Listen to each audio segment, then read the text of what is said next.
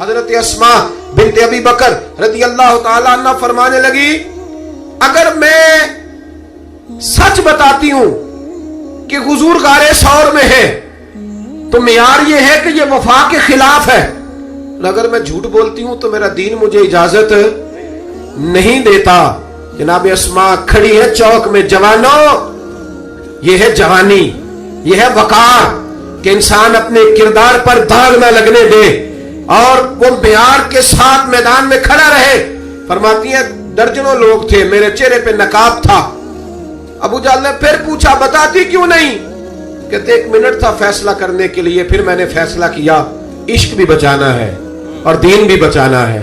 فرماتی ہے میں نے فوراً کہا، میں نے کہا ابو جہل سن، پھر اگر تو سوال سے باز نہیں آتا تو سن، میں صدیق کی بیٹی ہوں، جھوٹ نہیں بول سکتی، مجھے خبر ہے وہ دونوں کہاں ہیں، پر میں تمہیں بتاؤں گی نہیں۔ جا جتنی طاقت اور جرت ہے وہ لگا لے، پر میں تجھے بتاؤں گی، میں تجھے خبر ہے۔ اقبال بولے، کہنے لگے جب عشق سکھاتا ہے آداب خود آگاہی، پھر کھلتے ہیں غلاموں پر اسرار شہنشاہی۔ اتنا بڑا جملہ کہہ دیا، یہ وہی ہے کہ قوت عشق سے ہر پست کو بالا کر دے، دہر میں اسم محمد سے اجالا کر دے۔ کہا مجھے پتہ ہے کہاں ہے، پر میں تمہیں بتاؤں گی نہیں۔ اب اتنے بڑے بازار میں اتنے بڑے چودھری کو، اتنے بڑے سیٹ کو لاجواب نہیں بتاتی میں۔ تو بزدل لوگ ہوتے ہیں، پھر جب دلیل ختم ہوتی ہے تو جھگڑا کرتے ہیں۔ ابو جہل نے ایک تھپڑ مارا۔ جناب اسما کہتی ہیں یہ سردار کا گھر تھا، کبھی کسی کی طاقت نہیں ہوئی تھی، پر وہ یہ تھپڑ بھی میں نے نبی کے نام پہ کھایا۔ فرماتی ہے میں زمین پہ گری، میرے کان میں بالی تھی، وہ ٹکرائی ایک پتھر سے، خون بہنے لگا۔ لوگوں نے ابو جہل کو پکڑا، حیا کر، بچیوں کے اور عورتوں کے منہ لگتا ہے اسے لے گئے۔ فرماتی ہے میں اسی طرح اٹھی، اٹھ کے میں نے چہرے پر پھر سے کپڑا لپیٹا، خون کو چھپایا اور پھر روٹی پکانے لگی۔ فرماتی ہیں اسی طرح کھانا بنایا، پھر کئی دفعے نکل نکل کے دیکھا، جب کوئی راہوں میں نہ رہا، فرماتی ہیں سنسان رستوں میں میں غار ثور کی طرف بڑھی، اور جب میں غار ثور میں کھانا لے کے گئی تو چہرہ چھپا ہوا تھا۔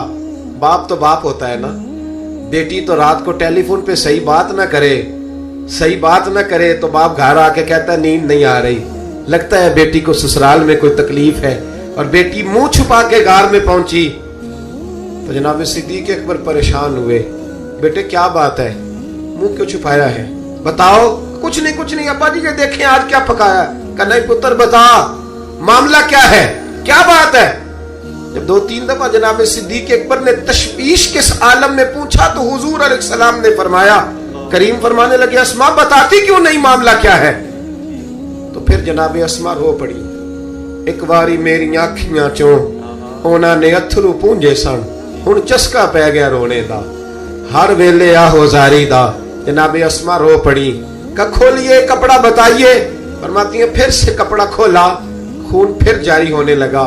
عرض کی یا رسول اللہ آج عجیب دراہے پہ کھڑی ہو گئی تھی، عشق بھی تھا اور دین بھی تھا۔ اگر میں بتاتی تھی کہ آپ کہاں ہیں تو عشق نہیں بچتا تھا، اور اگر نہیں بتاتی تھی تو جھوٹ تھا۔ پھر مجھے میدان میں ڈٹ کے سچ بولنا پڑا۔